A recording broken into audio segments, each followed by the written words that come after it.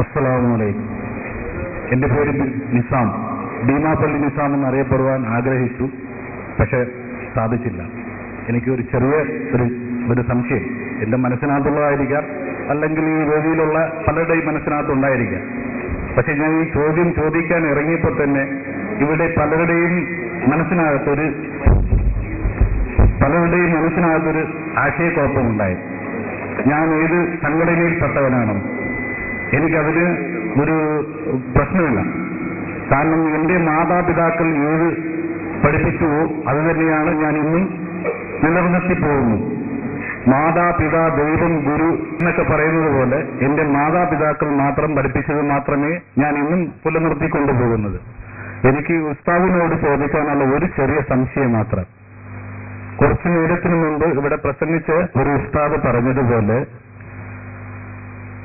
സ്ത്രീകൾക്ക് പള്ളി പോകുന്നത് അനുവദിക്കുന്നത് എന്താണെന്ന് പറഞ്ഞത്, അതിന്റെ പേരിൽ ഞാൻ ചോദിക്കുന്നത്,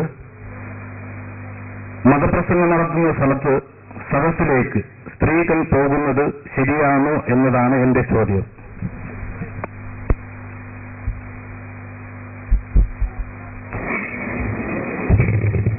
അസ്സലാമു അലൈക്കും വറഹ്മത്തുള്ളാഹി വബറകാതുഹു. ബിസ്മില്ലാഹി അൽഹംദുലില്ലാഹി വസ്സലാത്തു വസ്സലാമു അലാ സയ്യിദിനാ മുഹമ്മദ് റസൂലുള്ളാഹി.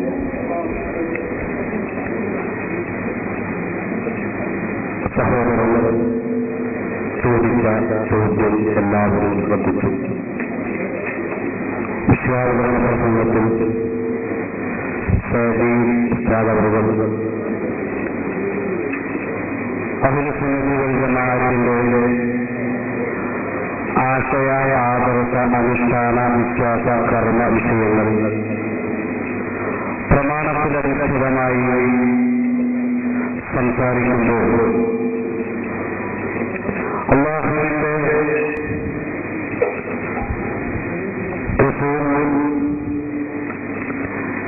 നിർദ്ദേശിച്ചിട്ടില്ലാത്തതും പല ആളുകളും വളരെ ഉത്സാഹത്തോടുകൂടെ നടത്തിവരുന്നതുമായ സ്ത്രീകളെ പള്ളിയിലേക്ക് ജുമുഅ ജമാഅത്തുകളിൽ പങ്കെടുക്കുവാൻ വേണ്ടി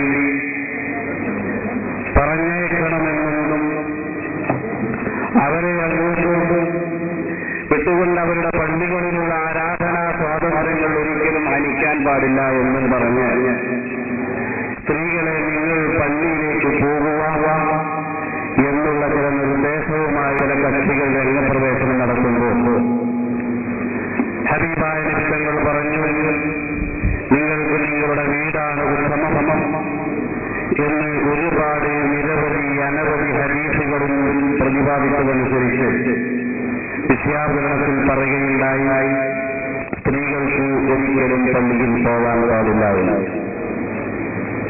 അപ്പോൾ ചോദ്യകർത്താവിന്റെ ലളിതമായ ചോദ്യം, ശരി, പള്ളിയിലേക്ക് പോകാൻ പാടില്ല എന്നാണെങ്കിൽ മതപ്രസംഗ വേദികളിലേക്കൊക്കെ സ്ത്രീകൾ പോവാറുണ്ടല്ലോ, അതിന്റെ ഇസ്ലാമിക മാനമെന്ന് ഇവിടെ നിങ്ങൾക്ക് എന്താണ് വിശദീകരിക്കാൻ ഉള്ളത് എന്നാണ്.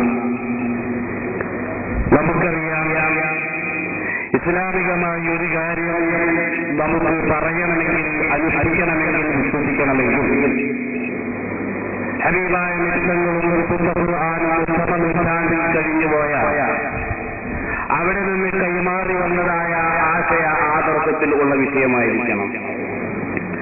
സ്ത്രീകളിലേക്ക് പള്ളിയിലേക്ക് പോവുക എന്നത്, സ്ത്രീകളെ പള്ളിയെ തൊട്ട് നിരുത്സാഹപ്പെടുത്തുക എന്നത് അത് ഉത്തമ നൂറ്റാണ്ടുകാലം മുതലുള്ളതാണെങ്കിലും പള്ളിയിൽ പോവുക എന്നുള്ളത് അതിനുള്ള നിർദ്ദേശം ഖുർആനിലോ സുന്നത്തിലോ കാണുകയില്ല.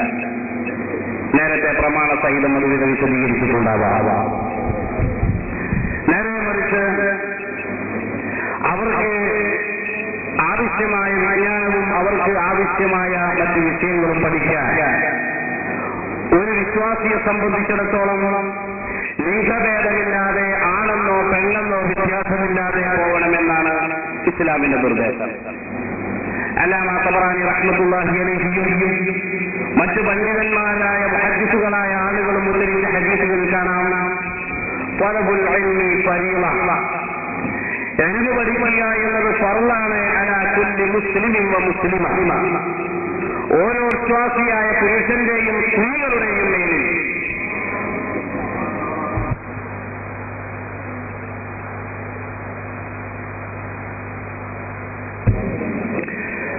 സ്ത്രീകളായ ആളുകളുടെ മേലിലും പുരുഷന്മാരുടെ മേലിലുമൊക്കെ വിജ്ഞാനം പഠിക്കുക എന്നുള്ളത് നിർബന്ധമാണ്.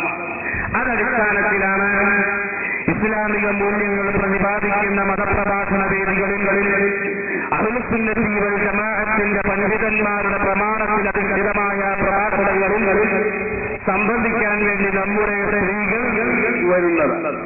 അത് ഇസ്ലാം നിർദ്ദേശിച്ച കാര്യമാണെന്ന് മാത്രമല്ല, കഠായമായും അനുഷ്ഠിക്കേണ്ട വിഷയവുമാണ്.